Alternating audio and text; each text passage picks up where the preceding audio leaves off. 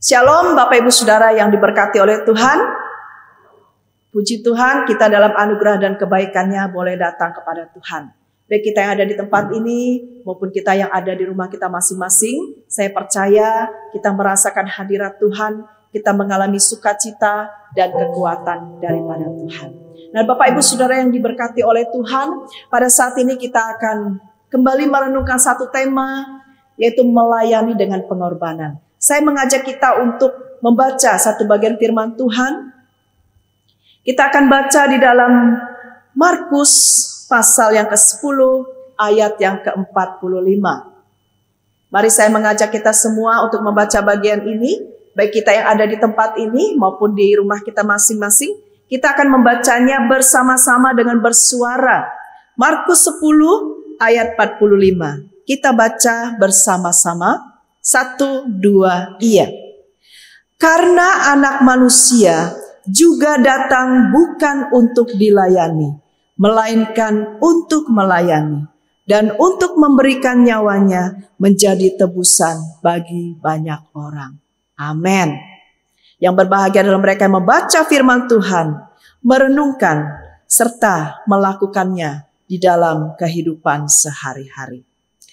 Nah Bapak Ibu Saudara yang dikasihi oleh Tuhan, kita bersama-sama meyakini, kita bersama-sama mengimani, dan kita sungguh-sungguh mengamini apa yang menjadi visi kita pada tahun ini. Setiap orang percaya adalah pelayan. Ada amin Bapak Ibu Saudara? Setiap orang percaya adalah pelayan. Amin. Amin. Ya berat sekali. Ini rasanya kok ini tema tahun ini berat sekali kok suruh melayani begitu ya. Nah Bapak Ibu Saudara, ini panggilan kepada setiap kita. Tidak terkecuali. Siapapun kita, Tuhan memanggil kita untuk melayani Bapak Ibu Saudara. Nah, apakah pelayanan itu?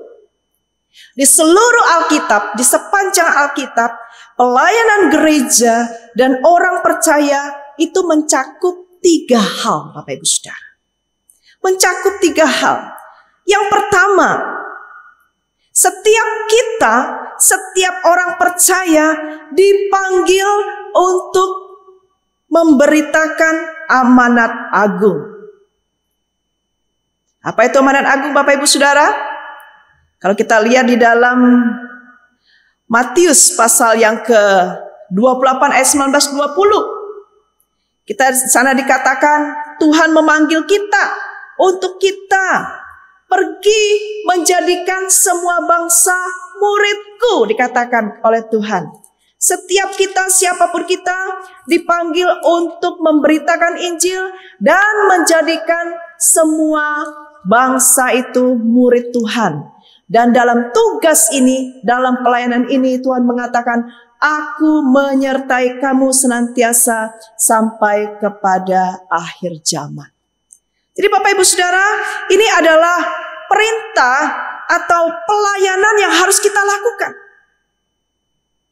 Amanat agung, memberitakan Injil, memberitakan kabar baik Bapak Ibu Saudara. Kepada siapa? Kepada siapa saja. Nah, kadang-kadang ya, apa yang kita hadapi di rumah ya, apa yang kita hadapi dalam kehidupan kita Bapak Ibu Saudara. Kasih contoh aja, kita dengan asisten rumah tangga. Kita bisa aja suruh mereka apa saja, betul? Kita bisa ngomong apa saja dengan mereka. Kita bisa minta mereka melakukan apa saja. Kita bisa suruh mereka melakukan apa saja. Tapi kok ya, sulit sekali kita untuk ngomong Injil, betul nggak?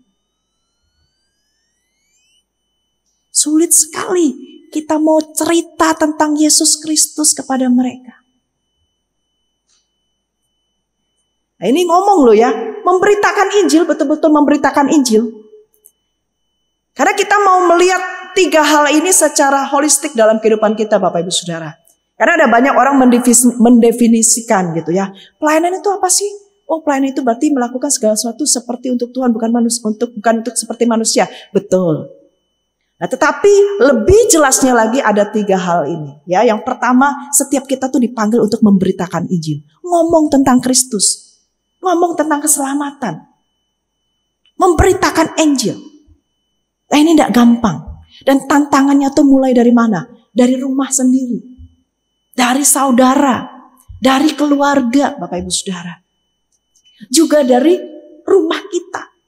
Dari asisten rumah tangga kita. Dari mereka yang sering ketemu dengan kita. Bapak Ibu Saudara, Tuhan tidak suruh kita untuk jauh-jauh pergi mengabarkan Injil. Kata Tuhan, mulai dari rumah aja. Nah, ini yang jadi panggilan atau pelayanan setiap orang percaya, yaitu memberitakan Injil. Yang kedua, Bapak Ibu Saudara, orang dipercaya dipanggil untuk memenangkan atau menebus tempat kerja melalui aktivitasnya sehari-hari atau yang dikenal dengan mandat budaya. Apa yang dimaksud dengan mandat budaya, Bapak Ibu Saudara? Gereja atau orang percaya dipanggil oleh Tuhan seperti yang disebutkan di dalam Kejadian pasal yang pertama, ayat yang ke-28.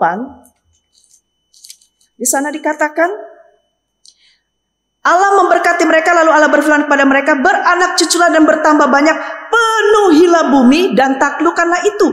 Berkuasalah atas ikan-ikan di laut dan burung-burung di udara dan di atas segala binatang yang merayap di bumi. Nah, Bapak Ibu Saudara, setiap orang percaya panggilannya gereja adalah mandat budaya. Bagaimana dia mengaplikasikan firman Tuhan itu di dalam kehidupannya sehari-hari. Ketika di rumah, ketika di jalan, ketika berjumpa orang, ketika di tempat pekerjaan, tujuannya adalah menebus, Bapak Ibu Saudara.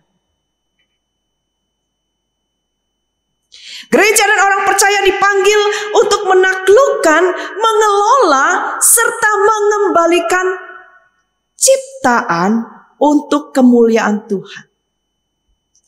Gereja dan orang percaya dipanggil untuk menerapkan nilai-nilai kerajaan Allah dalam berbagai aspek kehidupan. Aspek politik, aspek ekonomi, kesehatan, budaya, semua aspek orang percaya dipanggil untuk apa? Mengembalikan. Kenapa? Karena dunia ini sudah rusak. Mengembalikan, menebus. Nah, ini mandat budaya, Bapak Ibu Saudara. Ini pelayanan. Kalau tadi memberitakan Injil, betul, ngomong tentang Injil, memberitakan kabar baik. Kali ini kita dengan aktivitas kita sehari-hari, dengan profesi kita, dengan pekerjaan kita, kita menebus dimanapun Tuhan menempatkan kita. Jadi Bapak Ibu Saudara, tidak harus semua jadi pendeta. Betul? Tidak harus semua jadi pendeta. Karena ada pendeta yang berhati pengusaha. Lebih baik kita jadi pengusaha, tetapi berhati pendeta. Kita yang berprofesi sebagai pengacara, bagaimana kita menebus, mengembalikan kemuliaan Tuhan di dalam kasus-kasus yang kita tangani. Kita sebagai dokter misalnya, apa yang kita lakukan ketika kita berjumpa dengan para pasien kita? Bagaimana kita menebus mereka, mengembalikan mereka kepada kemuliaan Tuhan. Apapun profesi kita sebagai karyawan. Karena itu Bapak Ibu Saudara, kenapa dikatakan kamu harus sebagai karyawan? Ya, kalau mengalami tekanan, mengalami stres mungkin di tempat pekerjaan, kita harus melihat kembali kepada visi ini, Bapak Ibu Saudara. Wih, saya ini melayani. Ini maksudnya melayani melalui pekerjaan. Di mana kehadiran saya bisa menerapkan nilai-nilai kerajaan Allah sesuai dengan porsi yang Tuhan kasih. Saya sebagai bos, porsi saya sebagai bos. Saya sebagai pemimpin, porsi saya sebagai pemimpin. Saya sebagai karyawan, porsi saya sebagai karyawan. Tapi nilai-nilai kerajaan Allah itu yang diterapkan, Bapak Ibu Saudara. Ini mandat budaya, pelayanan ini. Bagaimana kita menebus tempat pekerjaan kita? Menebus artinya mengembalikan seperti apa yang Tuhan mau dengan nilai-nilai kerajaan Allah. dipanggil untuk melayani di dalam pernikahan kita, dalam keluarga kita, Bapak Ibu Saudara. Kita berhadapan mungkin dengan suami yang sulit, kita berhadapan dengan istri yang sulit. Nah, bagaimana kita bisa melakukan mandat budaya ini? Kita mungkin berhadapan dengan anggota keluarga yang sulit, Bapak Ibu Saudara. Apa yang Tuhan mau adalah penebusan yang kita lakukan. Kenapa? Karena pernikahan ada unsur penebusan. Memang sepertinya aduh susah, sepertinya kita dirugikan, sepertinya kita dirongrong. Tetapi Bapak Ibu Saudara, ada penebusan yang kita kerjakan. Tuhan mau apa? Yang sulit itu, yang susah itu kembali kepada Tuhan. Itu penebusan. Karena itu, kenapa di dalam kekristenan kita tidak mengakui perceraian, Bapak Ibu Saudara? Karena Tuhan kasih kita tugas sampai mati. 1 sampai mati. Kamu harus menebus orang itu. Memang sulit. Memang berat. Tapi ini pelayanan. Ini bukan soal image. Supaya pernikahan terlihat baik. Bukan. Ini pelayanan. Menebus orang-orang di dalam rumah kita. Dalam keluarga kita yang sulit.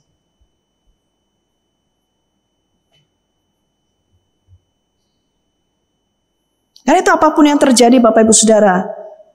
Dalam kehidupan kita. Ingat ada faktor menebus kita.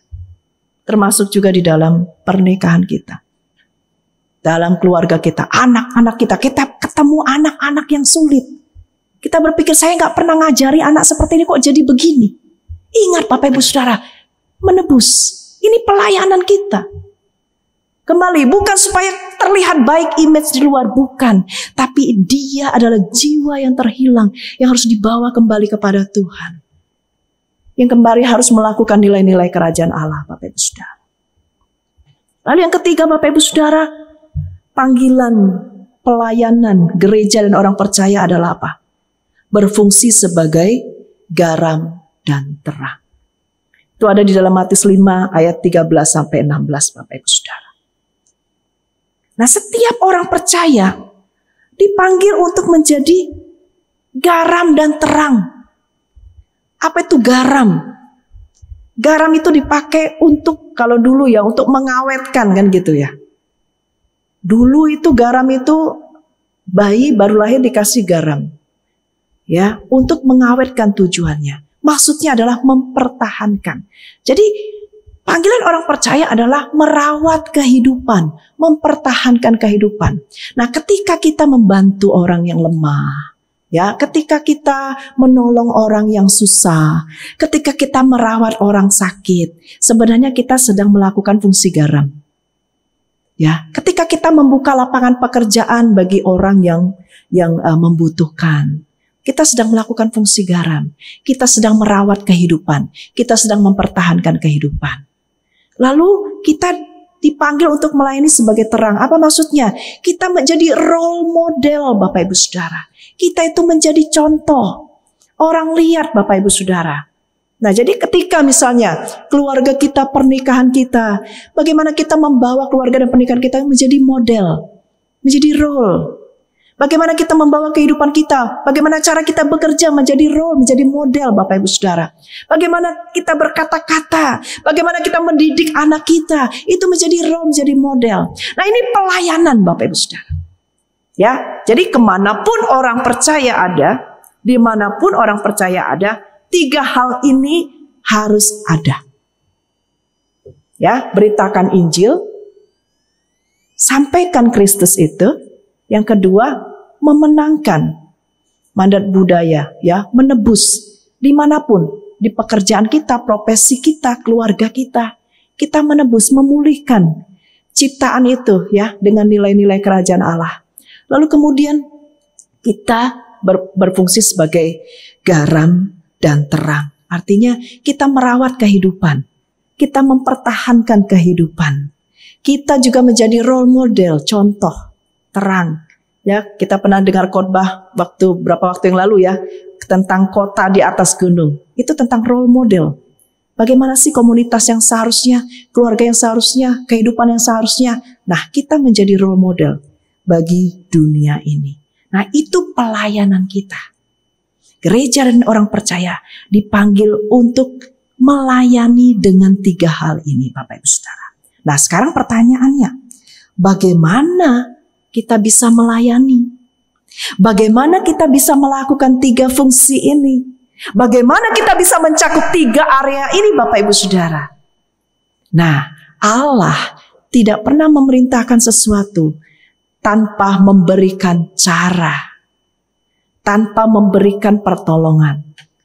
Nah, Allah sendiri, Bapak Ibu Saudara, dalam diri Yesus Kristus, Dia memberikan teladan bagi kita. Karena itu Allah dalam diri Yesus Kristus, Dia manusia 100%. Dia sungguh-sungguh manusia. Sehingga dengan kemanusiaannya itu, Dia menjadi teladan bagi kita yang adalah manusia ini. Bagaimana melayani itu, Bapak Ibu Saudara. Jadi untuk mencapai, melakukan 3 fungsi ini, 3 fungsi orang percaya ini, kita harus kembali kepada teladan utama kita, yaitu Tuhan kita, Yesus Kristus. Nah, kalau dalam bagian ini, ya, kita akan melihat teladan apa yang Tuhan nyatakan di dalam kehidupan kita, orang percaya yang dipanggil untuk melayani Tuhan. Bapak Ibu Saudara, Yesus meneladankan kita melayani. Ya, di sini dikatakan karena Anak Manusia juga datang bukan untuk dilayani, melainkan untuk melayani. Bapak Ibu Saudara, Yesus dengan jelas di sini menyebutkan dirinya itu sebagai apa? Anak manusia. Dia memakai istilah ini, anak manusia, bukan anak Allah loh. Anak manusia. Ini satu gelar yang Yesus nyatakan bahwa memang Dia adalah Mesias yang sesungguhnya. Kalau kita lihat dalam Markus pasal 2, Dia adalah Mesias, anak manusia yang berkuasa mengampuni dosa. Dan Dia memilih, memutuskan. Dalam bagian ini berkata, anak manusia datang bukan untuk dilayani, melainkan untuk melayani. Artinya apa? Yesus dengan kata lain berkata, lihat nih, contoh saya manusia 100%. Saya akan memberikan teladan bagaimana seharusnya melayani itu. Nah, Bapak Ibu Saudara, kita lihat dari kata di dalam ayat ini, Bapak Ibu Saudara, ini semua katanya adalah aktif. Ya, melayani, memberikan nyawa. Jadi hal yang pertama yang harus kita renungkan, Bapak Ibu Saudara, melayani itu bersifat aktif. Melayani itu inisiatif dan aktif. Melayani itu tidak nunggu. Melayani tidak pasif. Karena kalau pasif itu berarti apa? Dilayani, Bapak Ibu Saudara. Jadi bicara tentang pelayanan kita harus aktif. Sama seperti Yesus. Dia berinisiatif. Dia aktif melakukan pelayanannya, menyembuhkan, ya, memberitakan kabar baik.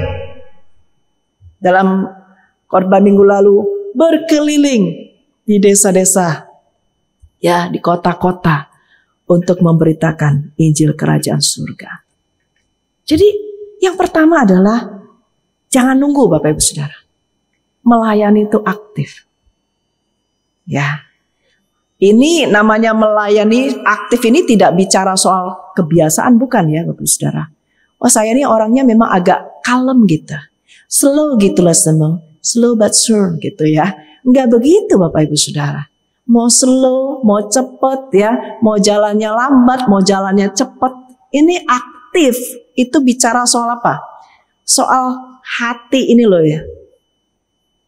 Hati ini mau memulai dulu gitu. Gak nunggu disuruh, gak nunggu diminta, ya, dan tidak pasif. Jadi yang pertama dimensinya adalah aktif. Lalu di sini dikatakan kata melayani yang dipakai itu adalah diakoneo. Apa arti diakoneo? Artinya adalah to serve atau to minister. Nah, Bapak Ibu Saudara, Yesus mengajarkan melayani dengan cara diakoneo.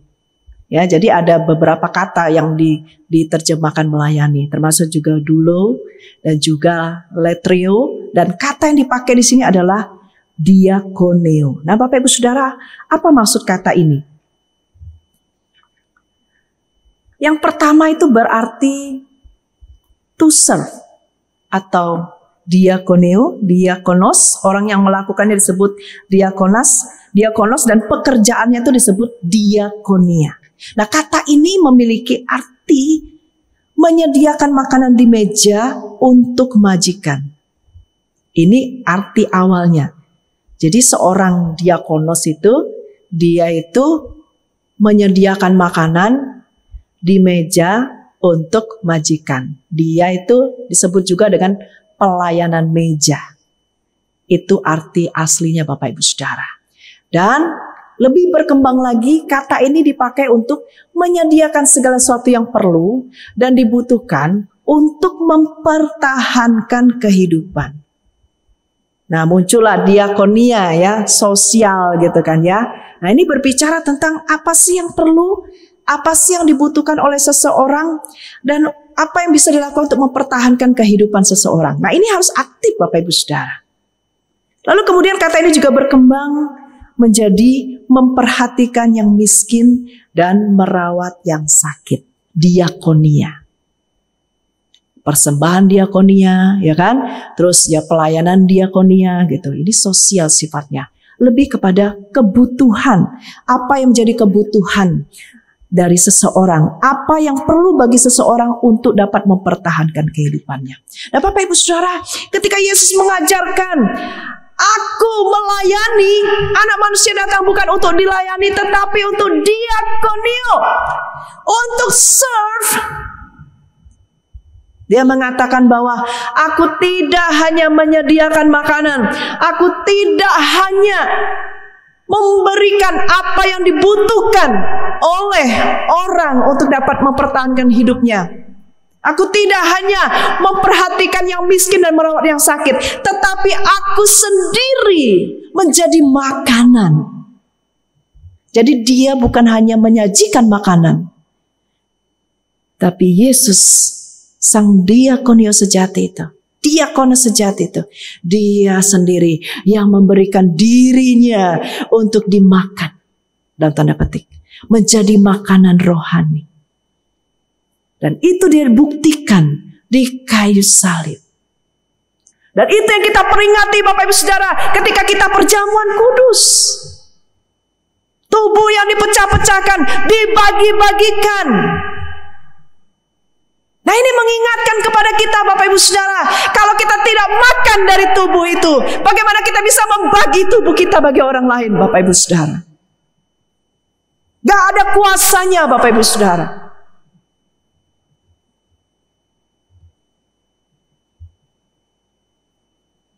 Pelayanan kita, perhatian kita, diakonia kita dimulai dari apa? Apakah kita makan makanan rohani itu dari Tuhan? Apakah kita makan tubuh rohani yang dipecah-pecahkan bagi kita itu dari Yesus sendiri? Karena dia diakonios sejati Bapak Ibu Saudara.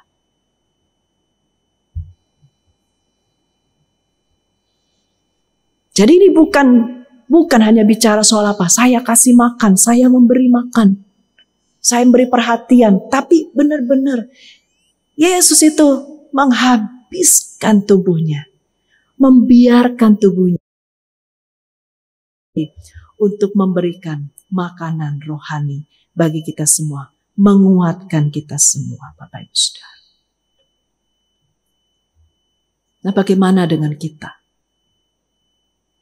Kita boleh ada sampai saat ini karena kita makan tubuh rohani Tuhan, betul? Kita mendapatkan kekuatan dari situ. Kekuatan untuk melayani, kekuatan untuk berbagi.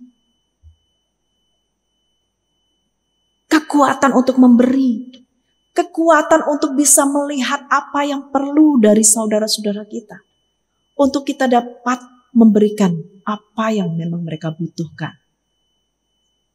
Kekuatan untuk memperhatikan dan merawat yang lemah, yang sakit. Itu datangnya dari Tuhan. Semuanya anugerah Tuhan kalau kita dimampukan untuk itu, Bapak Ibu Saudara. Dan kita bersyukur karena kita mendapatkan makanan rohani daripada Tuhan. Lalu pengertian yang kedua, Bapak Ibu Saudara, kata diakonia itu memiliki kata dasar yang sama dengan ministria, atau diterjemahkan dengan minus. To minister. Ministria, melayani, artinya apa? Minus. Maksudnya apa, Bapak Ibu Saudara? Dengan sadar memilih meminuskan diri. Siap di posisi kurang.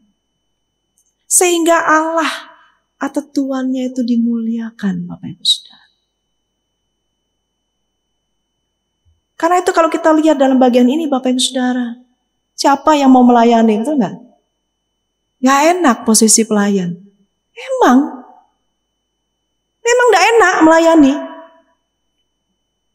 Tadi ya, aktif bukan pasif, bukan dipaksa, bukan dibujuk-bujuk, ayo melayani. Karena tidak enak, Bapak Ibu Saudara. Orang yang melayani tadi siap dengan rela hati, dengan sadar hati. Bukan karena diminuskan, bukan. Dia sadar hati. Memilih, aku siap di posisi kurang. Kurang apa? Kurang penting, kurang dihargai. Seringkali kita melayani kurang waktu. Seringkali ketika dalam pelayanan kita menjadi apa? Kurang tidur, kurang istirahat. Kita memikirkan pekerjaan Tuhan. Kita memikirkan 3 hal tadi. Memang tidak populer, Bapak Ibu Saudara.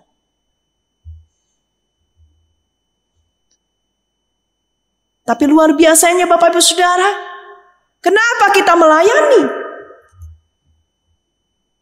Karena Tuhan sudah terlebih dahulu melayani kita. Dia sudah terlebih dahulu meminuskan dirinya, Bapak Ibu Saudara. Bahkan Yesus bukan hanya meminuskan dirinya, dia mengosongkan dirinya. Kenosis untuk kita. Lalu siapa kita? Jadi ketika kita melayani, kita sedang melakukan apa yang Tuhan lakukan. Jalan Tuhan yang kita ambil. Cara Tuhan yang kita lakukan, Bapak Ibu Saudara.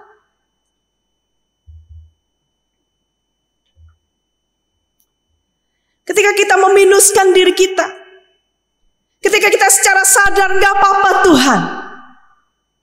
Aku kurang penting, kurang dihargai, kurang istirahat, kurang waktu untuk bersantai, kurang tidur mungkin. Tapi kalau itu untuk pekerjaan Tuhan, kalau itu demi mengemban 3 fungsi aku sebagai orang percaya, tidak apa-apa Tuhan. Karena aku tahu, aku akan bersama dengan kemuliaan Tuhan. Jadi berbahagialah, wahai kita semua, yang sudah dengan sukacita menyambut pelayanan yang diberikan kepada kita. Kita sedang menjalani cara Tuhan. Kita sedang menjalani cara Kristus dalam kehidupan kita. Nah, ini melayani, Bapak Ibu Saudara. Jadi melayani itu adalah diakoneo, to serve, dan to minister. To serve berarti kita membagikan hidup kita. To minister berarti kita meminuskan diri kita. Sehingga Tuhan kita itu yang dimuliakan bukan diri kita. Nah, lalu Bapak Ibu Saudara, frase berikutnya. Melayani. Sesuai dengan tema kita pada hari ini. Dengan pengorbanan. Yesus memberikan teladan bagi kita untuk melayani bukan dengan apa-apa tetapi dengan pengorbanan. Sini dikatakan ayat 45 bagian B. Dan untuk memberikan nyawanya menjadi tebusan bagi banyak orang. Nah, pengorbanan yang dimaksud di sini ini luar biasa sekali Bapak Ibu Saudara. Yesus mengajarkan kepada kita bahwa pelayanan yang tidak mengorbankan apapun tidak akan mencapai apapun. Saudara mau melayani tapi tidak mau berkorban, tidak ada yang saudara capai. Pelayanan yang tidak mengorbankan apapun tidak akan mencapai apapun. Nah, saya diberkati oleh satu buku Bapak Ibu Saudara. 10 kekuatan pelayanan yang alkitabiah. Di sana disebutkan, fondasi pelayanan itu adalah karakter. Sifat alami pelayanan adalah melayani. Motivasi pelayanan adalah kasih. Ukuran pelayanan adalah pengorbanan. Otoritas pelayanan adalah penundukan.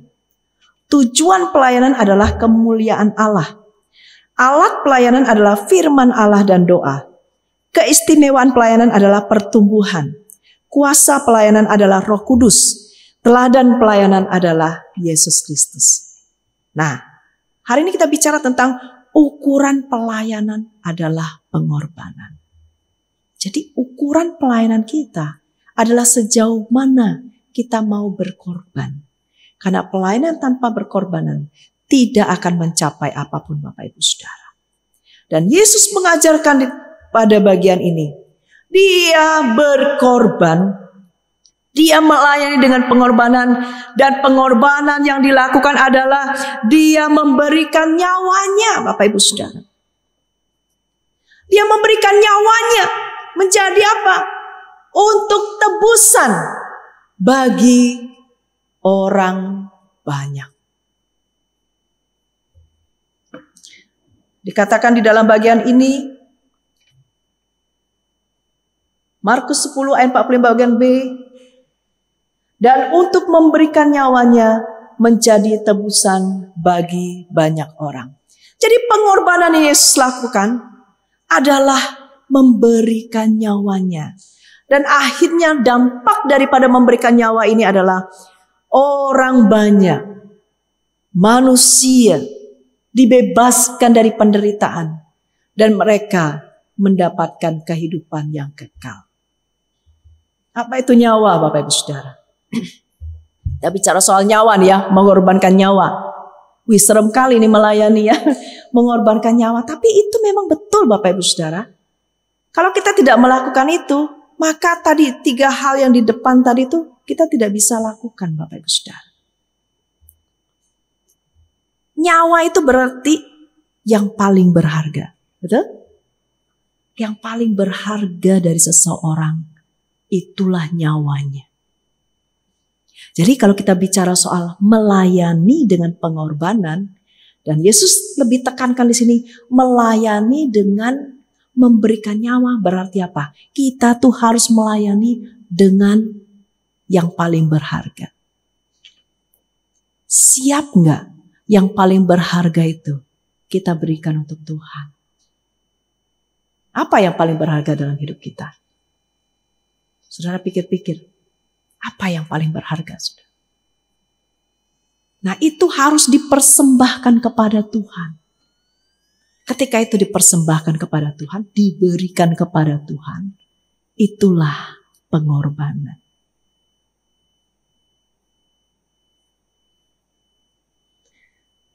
Bapak Ibu Saudara, kalau kita mengingat kembali kisah Abraham.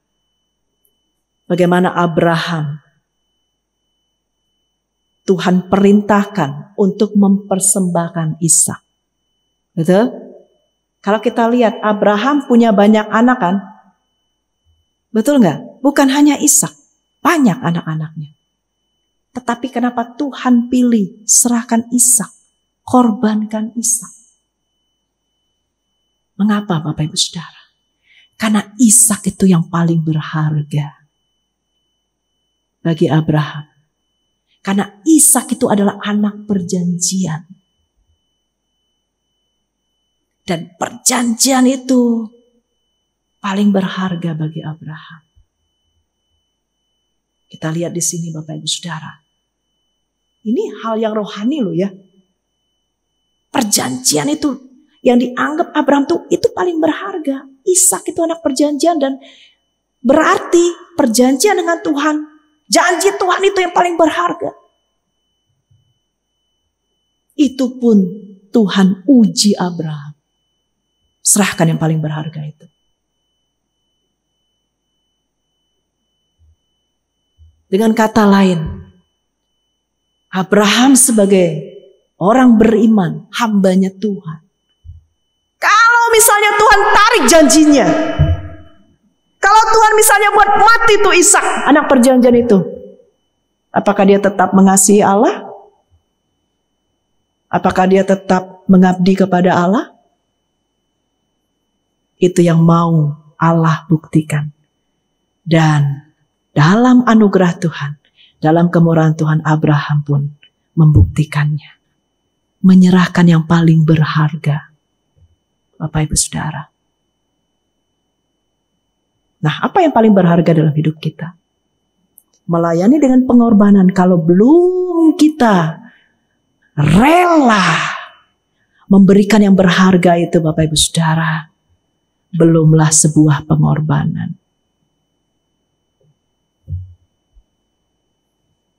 Kita harus belajar di sini.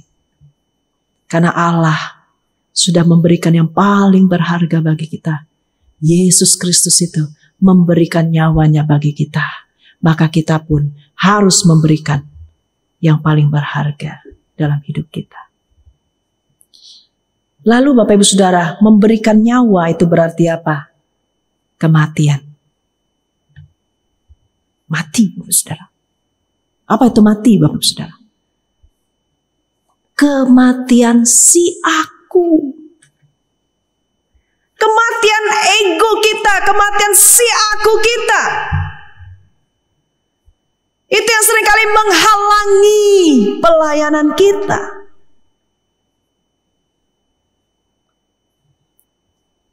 Karena Tuhan menginginkan kita melayani seperti Yesus melayani, mengorbankan nyawa. Tidak ada lagi si aku.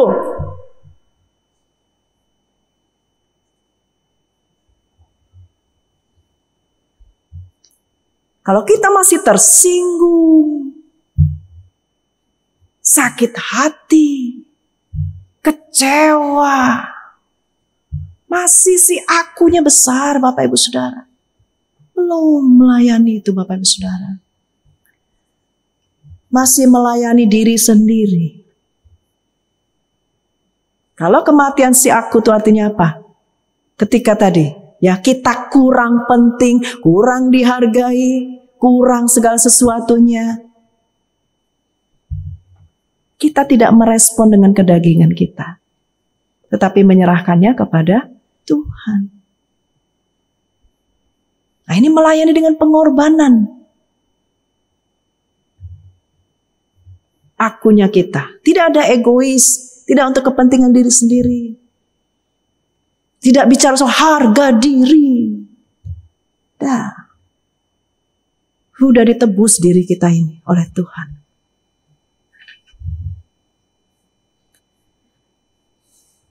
Nyawa juga berarti apa Bapak Ibu Saudara? Inti kehidupan. Nyawa itu nafas, ya, yang menggerakkan seluruh sendi-sendi kehidupan seseorang untuk dia bisa bergerak, untuk berhasrat, ya kan, memiliki kerinduan, memiliki keinginan, ya, semangat, Bapak Ibu Saudara, itulah nyawa. Dan nyawa itu diciptakan Allah, suke itu memang Allah ciptakan untuk kekekalan di dalam diri manusia. Jadi kalau kita bicara soal mengorbankan nyawa berarti apa Bapak Ibu Saudara? Kita mau menjadikan pelayanan itu sebagai inti kehidupan kita. Apa yang menggerakkan kita adalah saya melayani. Ketika kita bekerja, saya melayani. Di rumah, saya melayani. Di gereja, saya melayani. Di seluruh aspek kehidupan kita, saya melayani. Maka dengan cara inilah Tuhan mau kita melayani Tuhan. Kita berkenan kepada Tuhan. Dan Tuhan akan memampukan kita. Bapak Ibu Saudara yang dikasihi Tuhan.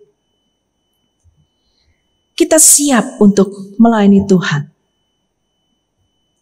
Hanya dengan pengorbanan. Kita layak untuk pekerjaan Tuhan.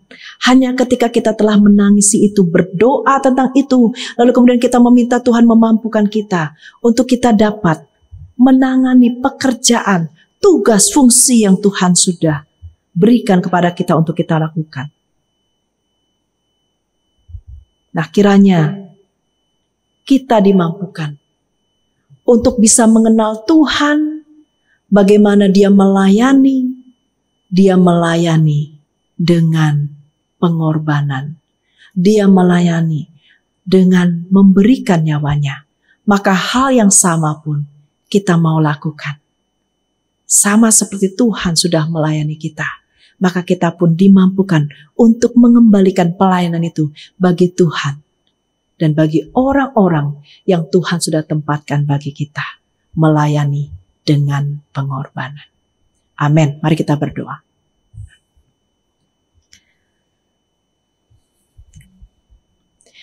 Tuhan Yesus, kami datang kepada Tuhan. Kami bersyukur karena kami diingatkan. Sebagai orang percaya, sebagai gereja Tuhan, kami harus memberitakan Injil. Amanat agung harus kami lakukan. Kami harus mengerjakan mandat budaya, di mana kami menerapkan nilai-nilai kerajaan Allah dalam keluarga kami, dalam pekerjaan kami, dalam pergaulan kami, dalam segala situasi kehidupan kami, untuk memenangkan mereka bagi Tuhan. Dan kami mau menjadi garam dan terang, merawat kehidupan, dan menjadi model bagi kehidupan. Dan untuk ini Tuhan, Engkau telah memberikan cara-Mu bagi kami. Engkau telah meneladankan bagaimana seharusnya melayani. Engkau Sang Diakonos sejati. Engkau bukan hanya memberikan makanan. Engkau bukan hanya memberikan kebutuhan. Tetapi Engkaulah makanan yang sejati. Kebutuhan yang sejati dalam kehidupan kami.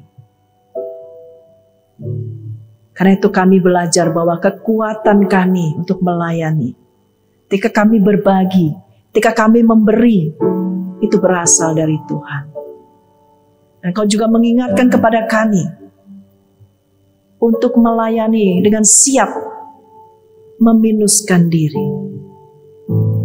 Menjadi kurang penting, kurang dihargai, kurang segala sesuatu. Tapi justru dalam itu Engkau dimuliakan ya Tuhan. Karena Engkau telah meneladankan kepada kami, Engkau pun mengosongkan diri-Mu bagi kami semua. Dan kami mau Tuhan melayani dengan pengorbanan. Melayani dengan memberikan nyawa. Apa yang paling berharga dalam hidup kami, itu yang kami berikan ya Tuhan. Karena Engkau pun telah memberikan yang paling berharga untuk kami. Dan kami mau mati terhadap diri sendiri Tuhan. Kami mau mati terhadap keakuan kami. Semua hanya untuk Tuhan dan pekerjaan Tuhan. Dan kami mau Tuhan Yesus menjalani dan menghidupi bahwa pelayanan adalah kekuatan utama, hal yang inti di dalam kehidupan kami, yang menggerakkan seluruh aspek kehidupan kami. Kami melakukannya untuk Tuhan, di mana di dalamnya Engkau bekerja, di dalam kami dan melalui kami. Terima kasih Tuhan, kami mohon pertolongan Tuhan untuk kami dapat melakukan firman Tuhan ini dalam kehidupan kami. Di dalam nama Tuhan kami Yesus Kristus kami berdoa. Haleluya. Amin.